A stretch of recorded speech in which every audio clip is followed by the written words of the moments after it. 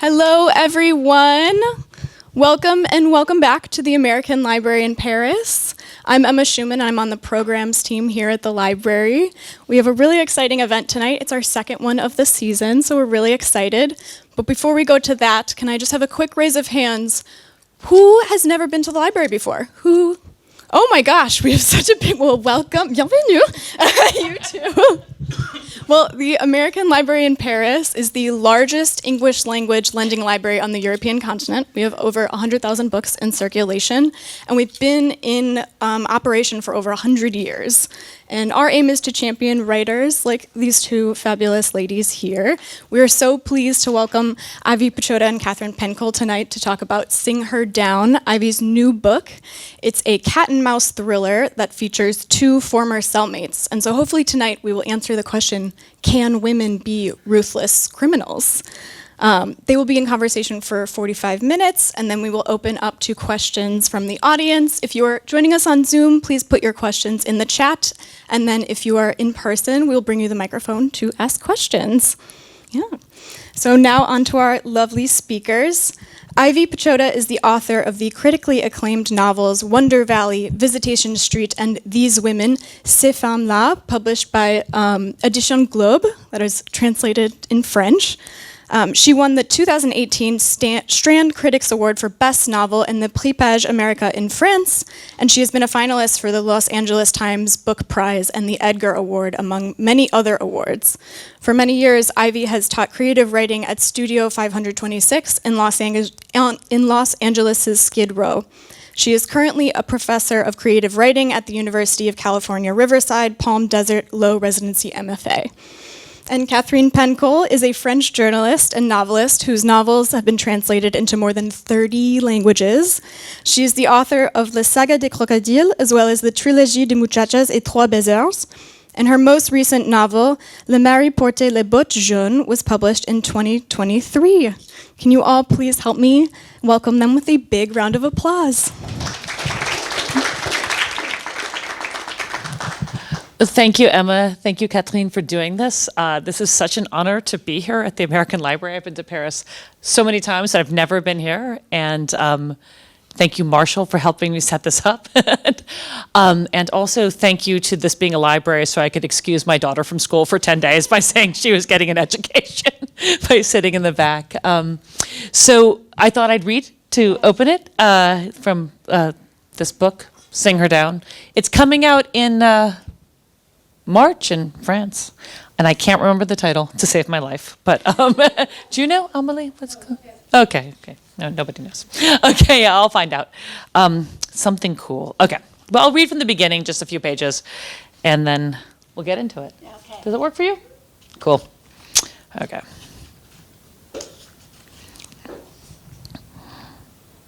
Let me tell you a story. I know everybody's story. Been collecting them for years. A goddamn library of voices filed away in my head. Sometimes there's not much to tell. But you'll want to hear this one. It's about two women in a world of women cut off from a world of men until they weren't. You won't believe what women can do. These women, their mistake was in thinking they burned with their own unique rage, something deeper, darker than what the rest of us feel. Let me tell you. Inside, we all rage the same. It's how we let it out that differs. This story ends 7 hours west of here, but a few miles short of the ocean. Like the women in it ran, but didn't make it all the way. Ran from this desert, but failed to find the water. That's some raw luck to fall before you catch the ocean breeze. Gotta suspect that shit can wash away some sin. Couldn't hurt to try. But maybe they didn't want to make it that far. Maybe that wasn't part of their plan, part of their story. To each, you know. Now, I don't know what all happened between here and there. I only know what I've been told. What I've been told about is a mural. You probably think that's some bullshit, that I'm wasting your time talking about something spray painted on a wall in a city I've never even been to. But I'm telling you, I've heard it's a real something. I'm going to see it one day, fly this coop and check it with my own eyes. So this mural's painted behind a gas station at the corner of Olympic and Western in Los Angeles. Until recently, those street names meant nothing to me, but they're coming into focus. As far as I know, it's just another intersection of bad and worse, trouble running in either direction. As far as I can tell, it's where this story ends. Thing is, this mural isn't just any mural. People say it's alive. People say it jumps and moves. People are always saying crazy shit. People always thinking I'm saying crazy shit. After all, I got the voices in my head, and I'm not going to lie about that. You know what I thought when I first heard about this living mural, this paint job that moves? I thought motherfuckers been so cooped up, so safer at home, flattening the curve, that they've gone out of their minds. Motherfuckers been breathing down these fucking masks so long, they've oxygen deprived themselves. A living mural, my ass. But then I realized it makes sense. All these voices in my head, the victims dropped by the women in here, they live on in me. So why the fuck couldn't that mural be alive?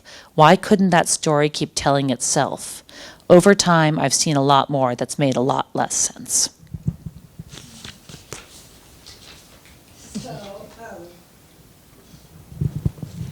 So, and all the book is the same tone, you know. When you read Ivy Pochoda novels, don't expect an happy end or even a single moment of quiet, calm, peace and love. Reading Ivy's books is a punch in the face, and if you agree to play the game, you have to go down very deeply inside you and face the violence, the dirt, the rage we all have but try to hide. For instance, page 111. How dark is the darkness in you? Was it always there, or did it grow when they started to telling you how weak you were? This sentence can apply to men and women, and women can be as violent as men. I agree. I mean, I think that's sort of something that I've always wanted to investigate in my books. I think, you know, women can be as violent as men. Just, it's not as usual, but women, if we want to have an equal society, we have to believe that a woman can do anything a man can do, which is commit murder, do really dark things. Women are strong. Women are possessed of the same kind of capability and violence that a man is. But in fiction, we do not allow this to happen. And it's really frustrating to me as a writer to think that when a man commits murder in like any book you've ever read, it's super cool and totally fine and a little bit sexy. And we don't really need to know why and how bad his childhood was or justify it with some kind of long, drawn-out digression into, you know, abuse and stuff. But if a woman is violent, we can't stomach it because people need to have a reason, right? So they need to know that she's violent because she was abused as a kid, or her husband's a, you know, bad person, or her children are murdered. And it's often only acceptable for a woman to be violent because of something a man has done to her. And I can't stand it. Because like women can do whatever the hell they want. And like if a guy wants to kill someone in a book, that's great and sexy and John Wayne, you know, up the wazoo. And it's really like empowering to men to see that. But if a woman does it, we need an excuse. And I decided to write this book to examine what would happen if we didn't give a woman an excuse to be violent. What if she just wanted to do stuff? And it was really hard to do because I kept writing backstory to be like, you know, why did she do it? Well, she just wanted to, you know? So yeah, the darkness should live on in all of us equally. Now, I'm not just saying that's a good thing. And I'm not saying that it's normal, but it has to be universal. Okay. But when you face it, finally, what do you do with it? With the violence? Yes. I mean, if it's in you, you realize it and you let it out and you don't question it. I mean, I'm not a violent person, thank God. But I feel that, you know, I want to acknowledge that possibility. And I also want to acknowledge the possibility in women. I think we all have this. I mean, I'm American, so, you know, it's a little different in France. We do live in an incredibly repressed society in America, even though we pretend that we do not. And, you know, it's it's a lie to say that women have equal rights, because we don't. We're not allowed to be ourselves. But like, all have repressed rage. I'm angry all the time. I'm angry about the things that I'm not allowed to say, I'm not allowed to do. So my characters, everyone tells me how violent this book is, and I will agree that there are moments of violence, but I'm really angry. I'm angry at not being able to be myself. I'm angry about not being able to express myself. And so, yeah, I mean, this book is like an extreme example of just allowing a woman to be free to be enraged. Okay. So that's the story of Single Down. It's a story of my life, but sure. The story of 4 women filled with rage. You have Case, Dios, Florida, Lobos. But then what do you do with the rage? Those 4 women, are they responsible for it? Sort of depends how you define responsibility. Yeah. I mean, like, we're all personally responsible for our actions. They're not responsible. I guess that's a really good question. No one's ever asked me that. Thank you. It's a really great question. They're not responsible for it because I think women always have to take responsibility for their actions and men don't. Like, they're not responsible for it because this is what the world has done to them, and they don't need to apologize, and I don't want them to apologize for what they did. I want them to own it. I want them to be, and that's the whole point of the book, right, is Dios doesn't make excuses for what she's done. There are these 2 women, Dios and Florida, and Dios is from a rougher background and is violent by nature, and so is Florida, and Dios is very anxious for Florida not to justify what she's doing, right? Women are always asked to make excuses for why they did things and to justify it, but I don't think they have to do that. So, that is the main question I'm trying to answer is, what happens if you just allow someone to act on their emotions without having to excuse them? Okay. It would be fun, right? Don't know. So sometimes they even don't know where it comes from. Does it come from the past, the childhood? From the culture itself? I mean, yeah.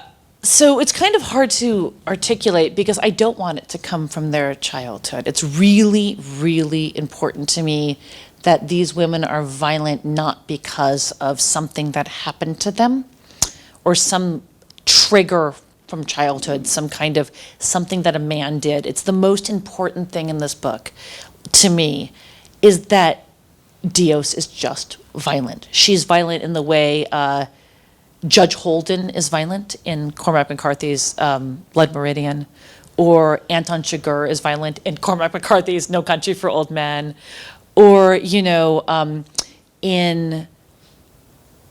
any, I mean, I hate this book, but I actually really do like Bret Easton Ellis. I think he's a great writer. I just happen to dislike American Psycho. But the way Patrick Bateman is violent, we don't care. We just like that he's buying like really nice clothes and like going to like fancy restaurants in New York and killing people. People think that's super cool, right? But we don't care why he does it. We care that he does it. So I was trying to figure, he's reacting to some sort of commercialism in society and whatever that he doesn't participate in.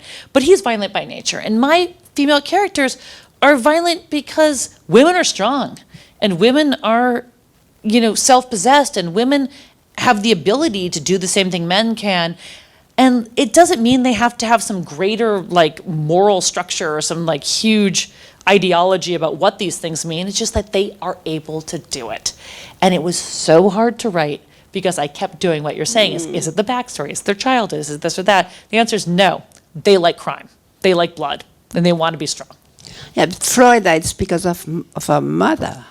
Maybe. I mean, yes. Yeah, partially it is because of her mother. Yeah. Well, no, actually, it is because of her mother, but her mother excuses her. Florida's a rich girl. And she sort of seduced these men when she was a teenager. And the excuse is that they took advantage of her. But Florida well knew what she was doing, right? She's 16 years old. She's on this vacation with this guy. And I guess they go to Mexico. Gosh, I write a lot of books. Do you remember everything in your books? Yeah. You do? Yeah. Oh, God. You'll have to tell me how you do it. It's really hard. I want Florida to be responsible in that situation. She's a 16-year-old girl. She's gone over the borders in Mexico with this 45-year-old man. Like, she knows what she's doing, and she knows what this means. Like, he does not take, sure, he's taking advantage of her because he shouldn't do it either, but she knows not to do it. I want her to be responsible. I want her to know that she is capable of destroying his life, and she does it. And then her mom makes an excuse and says, well, he took advantage of you, so ignore that. And what that allows is for her to keep doing bad things because her mom has made an excuse for her. Yeah, but, it's not a detective novel you are writing, It's a psychological thriller looking for who am I, for real. Mm-hmm. No, it's not just violence for violence. No, it's not violence for... And there are a lot of books that are violence for violence sake, but it's sort of... I was just really trying to figure out why violence is gendered. Like, why, when you read a novel, that men can really do things women can't. Like, we hate it. But you always have a reason somewhere. They are looking in the way they are still looking. Yeah. Because when she talks about her mother, speaking of Florida, it's a big deal. Something happened, and she was hurt. She was hurt, but she also, but think of all the people who've had bad mothers, right? And most of them don't go and do violent actions. Yeah. So she happened to be a person she's got a bad mother who does violent actions, and her mom can't recognize. It's pretty impressive, in a weird way, what Florida has done. Like, most 17 to 18 to 20-year-olds don't commit the sort of level of crime she does. And whereas I don't condone it, I appreciate the action she has taken. And in order to do something like that, it's impressive to me that she would think to undertake this sort of level of criminality. But her mom denies that. And in denying it, she's denying Florida's power and her sense of self. It's kind of a twist. It's sort of a twisted, algebra that I'm doing there. But her mom is denying her daughter's power by saying these things don't matter. So if she said you did something wrong and acknowledging it, she would acknowledge that her daughter had this strength and this power. But she just dismisses it. So she sees the one kind of important thing her kid has done and denies it, and then it doesn't end so well for her, does it? I don't know. You are the one who wrote, "We are nothing more than our own scars." Yeah, it's true. Yeah, but they don't tell the future. They only remind us of the past. Right. So you have the past as a role to play. Well, I live in Los Angeles, where everyone's in therapy, and and one of the things we do in LA is we sit around and talk about how our past traumas affect the present, and it's really boring. Like, you go to any cocktail party or dinner party, people will talk about how this thing that happened in my past predicts why I'm going to be an asshole to you in the future, and we justify it. And I find it incredibly dull. And, this is and Florida is an LA girl, and I'm not being flippant. Florida is an LA girl, so they're going to say she was kidnapped and taken over the border by this guy. So anything she does in the future, we're just going to justify it by that. It's so fucked up. It's such bullshit. Like, just because she did this doesn't mean she gets to do whatever she wants in the future. So I'm playing with both sides of the story there. It's like, our scars make us who we are. Like, all the scars we've had make us who we are, but they don't determine how we act in the future. How we act in the future is based on our nature, right? So she's going to do these dark things regardless of whether she had this like horrible experience, which I think she had a great time in Mexico with that guy, frankly, but we can all debate that. I think she really enjoyed it. Maybe it was twisted and she didn't know what she was doing. But yeah, we are our scars and we are all our past traumas, but that doesn't give us the justification. And this is where fiction fails, I think, as a art form, is there's so many books that there's so many books where I'm sure you've read this book a million times. Someone does something really bad, and then we flash back into the past to understand how messed up they were. That was really bad, and we understand all these things. But the fact of the matter is, just because you had this bad experience in the past doesn't mean you necessarily have to do these things improperly in the future. And so, that's what I'm trying to play with. Is you can be a scarred human being, but that doesn't mean you have to act a certain way. And we have to stop using the past as a justification for the future. Yeah, but then there is a character called Lobos. Lobos. And that's another Earth woman.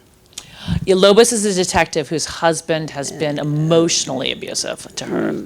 And so when you talk about Lobos, you're just right. So Lobos tamped it down, packed this rage on top of the other, stored it away until it numbered it. And she imagined that she had stopped caring. So she's just putting the things, down, and try to forget them. And then she feel guilty. Mm-hmm. So, Right, so she's a woman in the... So this book is a complicated book. I happen to be able to... I trust me, I'm not violent, and I'm pretty normal. But I can identify with Dios and Florida. Like, they're very violent, but I sort of understand I didn't have the best marital situation, and I was very angry the whole time, and I didn't do anything violent, but, I could see how one could act out. And these characters are an articulation of that. But a lot of people can't identify with two criminal women. So I created the character of Lobos, who stands in for every woman, possibly in America, I'm not going to speak to other countries, who goes to work and is told they're doing everything wrong. You parked the car the wrong way, you burned the coffee, you didn't put the desk chair in, you're female, all of your problems are, women are always punched down in the workplace in America. And it's really frustrating. And Lobos is unable, she's a detective, and her husband's abusive at home, and she can't control her own house, and it's sort of leaking into her work, this feeling of fragility and weakness. But also her colleagues are telling her anything she does as a woman is up for scrutiny. She can't succeed. And so she's got this rage. And, she's the one where I want, if you can't identify with the other characters, you can identify with her. Because as a woman, I'm sure we've all experienced that. So I created sort of a middle ground character. If you couldn't get a toehold into the book with the other two sort of lunatics, who I don't think are lunatics, here's the woman who stands in for what it's like to be a woman in the workplace. I was a professional athlete for many years. Let me tell you, being a professional athlete, all you do is get yelled at by guys and sexist things said to you, and it sucks, and you internalize it. So I'm trying to, that character that stands in for every woman's experience who gets whistled in the subway, the metro, the DMV, whatever it is, and that's where she comes from. And but then with Lobos, you talk about guilt. And that's something that. For women, the guilt. Yeah, her guilt is. You don't meet so many men who feel guilty. Her guilt is really about the fact that she allowed her husband to walk all over her when she's a cop. She's supposed to keep law and order in the street, but at home, this guy's abusing her, and she's embarrassed, and she's guilty. And she's so paranoid that if anyone at work knew that she allowed... So when you're a cop, if someone talks back to you, that's really bad, right? So she is so ashamed and so guilty that she can't maintain control of this one... a cop, you maintain control of Los Angeles, but she can't control this one guy. And it's making her enraged. And guilty. Very guilty. Yeah. And let's talk about men in your novel. Are there any? I don't know. No, you don't have many. No, thank God. Except for one, Easton. Oh, Easton, my favorite. Yeah. That's a good character.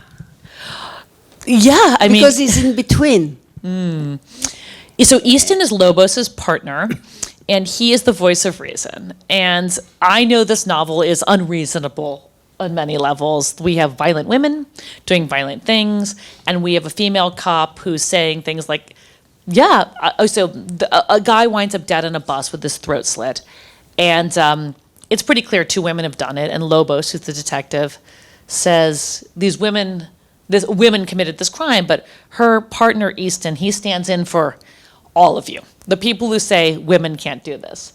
And he's really not unreasonable, but Lobos thinks he's really sexist and unreasonable, and he makes her fly off the handle because he says things like, women don't kill people. And she's like, how could you say that?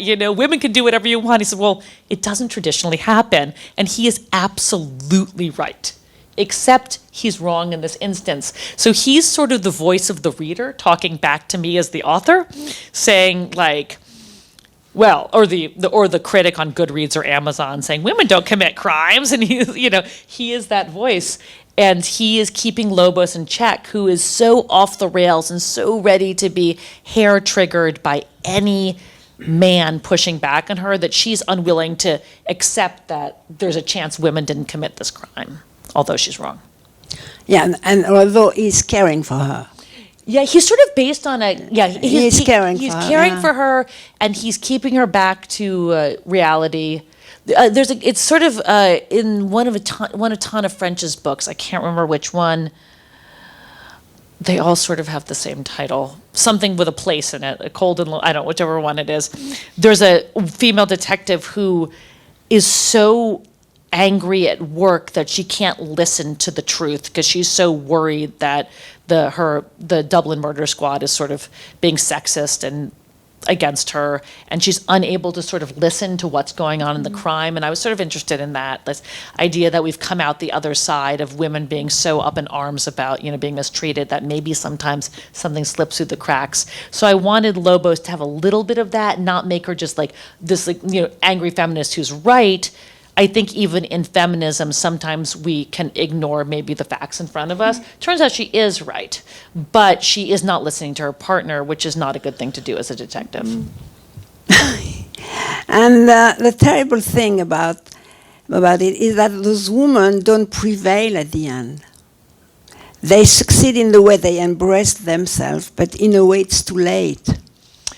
And you write it when Kay says, it's surprising how long it takes for us to know ourselves. Often takes until it's too late. Yeah, I mean, deathbed confession. It's very pessimistic in a way. At least they get to know themselves. I'm a very dark person. I think it's quite optimistic. No, but it's just, they try to look for themselves, and when they are about to know, it's over. It's over.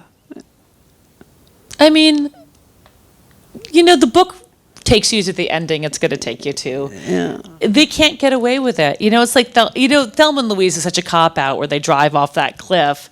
It's just really easy to get away with something when you kill the characters. And I wanted them to have this final... It ends with a shootout, like a Western shootout, which is really what I wanted to write. And sometimes people don't get to survive because that's the end of their story. And, redemption is overrated, and there is no redemption. They can't continue. They just literally can't continue at the end of the story. They've burned out, and this is their story. And I think it's beautiful and complete, and I think they became fully who they are at the end. Well, one of them survives. Fully who they are at the end, and I think that is a beautiful thing. And not everyone gets to live, and not everyone gets to survive. And, I know that sounds really dark, but sometimes you get to, I don't know, sometimes, I have a friend who's terminally ill, and she's my young 5 years younger than I am, maybe 8 years, and she's gotten to be more of herself in that experience. And I just think like sometimes we're more complete in the face of disaster, and I think it is beautiful. I mean, we'll see, when I'm faced with that, but I do think there is sort of a beauty to, they're violent women, and they get to live in the sort of perfect expression of that, and it's not going to get any better, because if they were forced to live mundane, rational lives, it's like the choice Achilles is forced to make in the Iliad, where he's, short and heroic life, or a long and boring one, and sometimes there's only one option, and it is beautiful. I mean, they don't do so many beautiful things, but that's who they are, and they're not otherwise. That's who they are, and their lives are complete. So there's no other way to live. Nothing in the middle. So. No, not for them. Okay, maybe for me. The other thing I thought was very interesting in your book is this novel is a story of women in jail and in rage, but it's also the story of the American society. Oh. Yeah. A frightening portrait of America today. You want me to answer that? Yeah. It's a story of two America living in the same country but completely divided. One part is poor, struggling, desperate. The other one is secluded in his own solitude, filled with big mansion, dollars, but frightened. It's absolutely true. I mean, we live in such a I live in LA, and my daughter goes to a school that's very much like this. It's very economically diverse, and the division, what we see between rich and poor in Los Angeles is it's growing by the second. As I'm sitting here, it's like ticking away. And the book is actually, and I wrote it during COVID, where LA was locked down for way longer than any other city in America. And during COVID, the difference between rich and poor was so magnified in LA, especially the book is set during the 4 days of the George Floyd protests, where George Floyd was the Black American who was killed by a police officer. And when the verdict came down, the police officers were let out, and there was protests all over LA. A lot of rich Los Angeles people left the city, which I just thought was insane. Some of my friends, in fact. And everyone else stayed. And I just thought, okay, well, now we have a lockdown within a lockdown. And it was such an expression of exactly what you're saying, like the division in American culture and politics, which is this rich white flight, and then everyone else is stay and fight for themselves. And Dios and Florida are sort of examining that, because just because you leave doesn't make you a good person. In fact, I think it makes you a terrible person. And it doesn't mean that you're like not a criminal. It just means you have the means. And just because you have the means doesn't mean that you're good. It just means you have possibility. And Florida she has the means, but she is violent. And Dios doesn't have means, but she's incredibly smart. And I think this is sort of what we see in America, is we don't think outside the box. We think that we put people in category. If you're poor, you're not smart. If you're rich, you're smart. And the book's sort of looking at that and just saying Florida isn't particularly smart and Dios is a genius. And I was writing it at a moment where I was seeing people behave in truly insane ways. And I guess that's why it sort of came out that way. And how it's going to end? I don't know. I hope the people who are like Dios take over the world, though not violently. It would be much better. Yeah. I mean, she's very smart. I just wish she wasn't so violent. Yeah. And you write too, the straight world is now like the undomiciled one, too concerned with its own survival to note a neighbor in distress. The straight world, yeah. Oh, the straight world is, yeah. So I work in Los Angeles, is Skid Row, where everyone's undomiciled, which means unhoused. And let me see that quote again. The straight world is now like the undomiciled one, too concerned with its own survival. Yeah. So during COVID, people in the straight world, which is the affluent community, started acting as if their houses were under threat and that there was this great threat to their existence. There completely was not. It was just preposterous. But everyone who lived in LA who was affluent started to panic, like we weren't going to survive COVID. And one of the things the book talks about a lot is what it means. I don't know if this phrase was common in France during COVID, is safer at home. Like, it's better stay at home, safer at home. But if you're undomiciled and you don't have a house, what does safer at home mean? It doesn't mean anything because you live on the street. So turns out, randomly, because people were unhoused during COVID, they actually didn't get COVID because they're outside living in the fresh air. It was a strange reversal, whereas people who lived in houses were getting COVID. It's really interesting. But for the first time, people who were housed, people like myself, were acting like their life was under threat, whereas people on the street lived that way on a daily basis. And it was sort of interesting to see the overall panic and behavioral aspects of that, not with no good outcome. People behaved like lunatics. So everybody is afraid of the neighbor, and everybody is afraid, and the other is an enemy all the time. You're afraid of the mailman. And the last question I would like to ask you is, you wrote it down too. Oh, okay. And I'm not making things. Sometimes you got to wonder if there's still beauty in this world, if you have become hardened beyond beauty. Hardened beyond beauty? Okay, so no future, nothing. no way of, you know. I believe there's beauty in the world. I do. I believe there's beauty on the street. I believe there's beauty in the hardest things you've ever looked at. I think I think sometimes people fail to see it, but I guess by saying that, I'm trying to acknowledge the fact that people refuse to look for beauty in really hard places. And we're also, if you come up hard like Dios, you're told your life isn't beautiful. And you're told the places you grew up are not beautiful.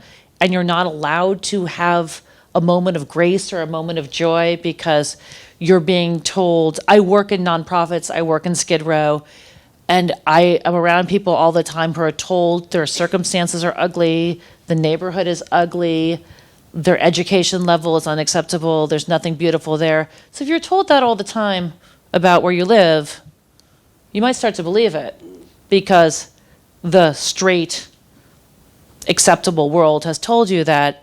So what happens then? You get hard. You get told that this world is ugly, and then you do ugly things. You get hardened beyond beauty. And I think it's a problem, and I see this, especially where I live, I see a lot of that, and I see how that becomes a existential crisis for people growing up in places that you wouldn't see as beautiful. And sometimes I look at the schools in LA, which are on the highway, and the kids are going to recess on the highway, but then there are these flowers that are growing on the highway, and I think that's pretty beautiful. But you're not allowed to see it because you're told your school sucks.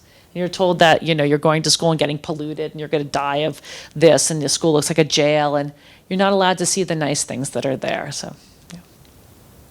Okay. So, if you have any question? Can we have a round of applause for our two speakers? Thank you.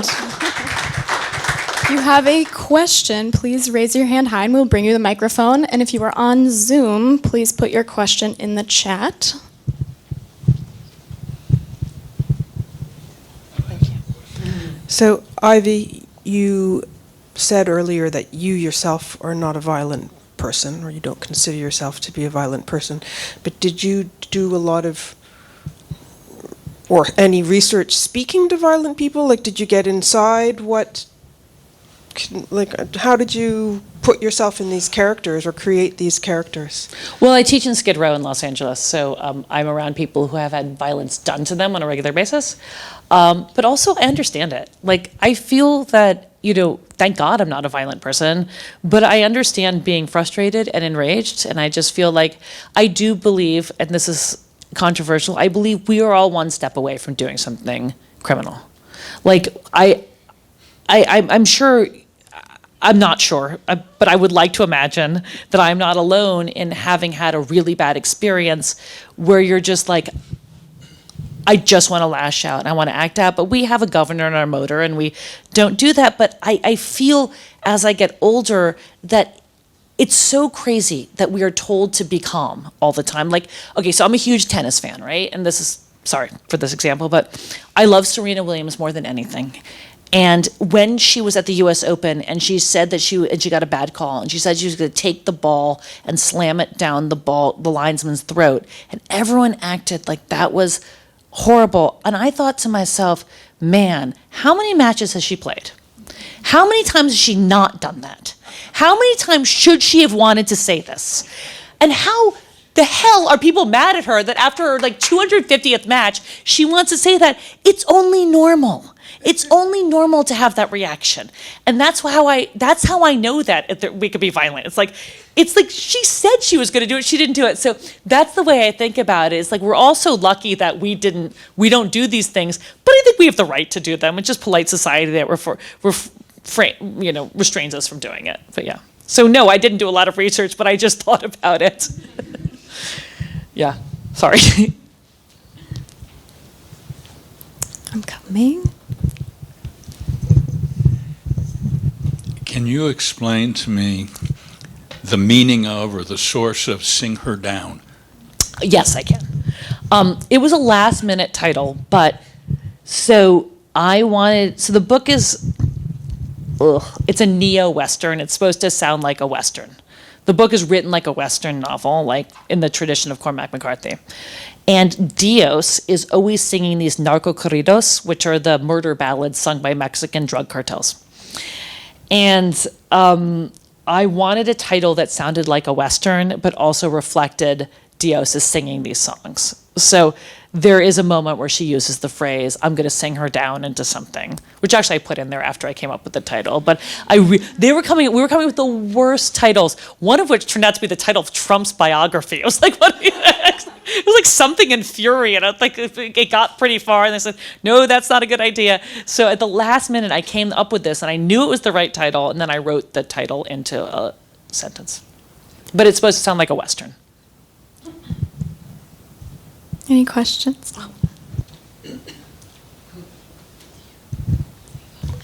Well, my question is this.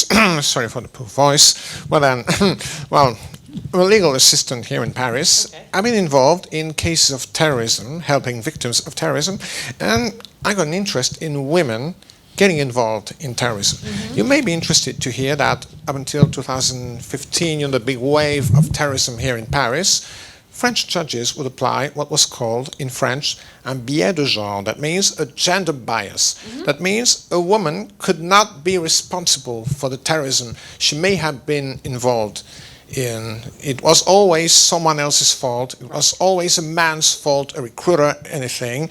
And, well, my question is this. I'm going to digress somehow from the topic of the book. Well, I know it doesn't quite show, but I'm what is called a disabled person. You see, and a few years ago, a disabled man who was employed with local administration in Paris committed a terrorist attack. At least he tried to commit an attack. And then many people went, oh, you know, those poor disabled people, well, society is pushing them because, well, they're being tapped on, all the time, just like, as you said, well, I really ran mad at these people. I thought, well, call us all criminals while you're at it.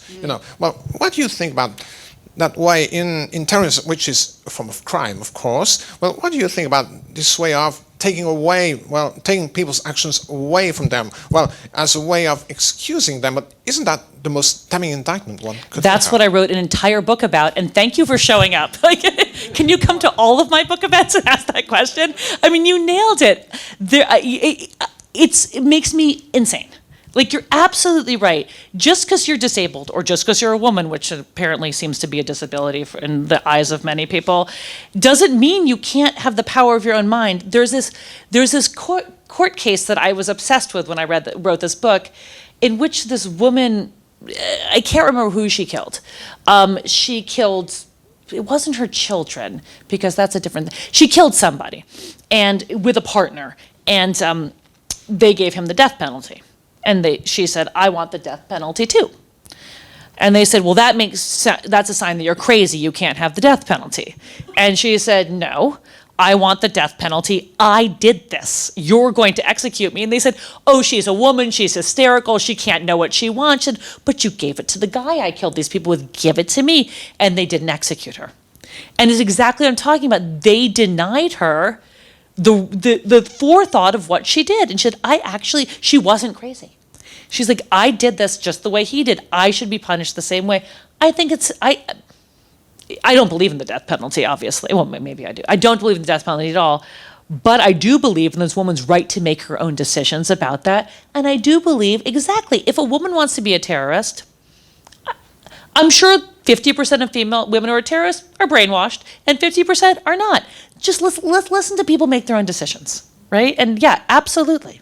Why do we have a different category for disabled criminals and female criminals? Doesn't mean you're, and also disability has a whole range of applications, whether it's physical, mental, or whatever. So it doesn't mean that you're not capable of thought. It's yes, you're absolutely right. And what an interesting job you have.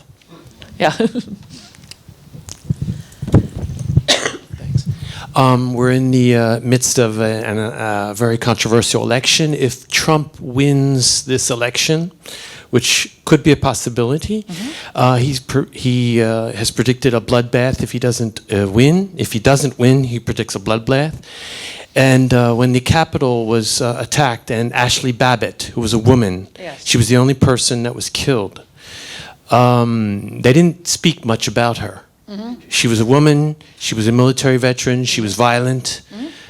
What do you think about those two things? I'm trying to link them. If Trump wins and if he doesn't win, and the violence that he really wants to reign over America, and this concept that Ashley Babbitt wasn't really spoken about, but she was killed at the Capitol, attacking the Capitol. So she was violent. Well, the first thing I would suggest is to read my friend Jeff Charlotte's book, The Undertow, which is about the Ashley Babbitt ripple effect. It's a book about him in the wake of January 6th, going across the country to look at two different sides of that question, the Antifa movement as well as the MAGA movement, and how Ashley Babbitt weaponized and polarized American politics. And they do talk about her a lot, but she is just a byproduct of that. She wasn't, it just happened to be, there were lots of women at January 6th, including my friend who was military defending the Capitol. So, yeah. What do I think? I mean, I'm a writer. It's not my job to predict what's going to happen after the election, and nor is it my job to solve American politics for people to make them feel better about it. I really don't know. All I know is there's going to be a lot more violent women in America should Trump be elected, and then they're going to have a justification, reason, and backstory, which is not what I write. They're going to have the full power of my, go do whatever you want.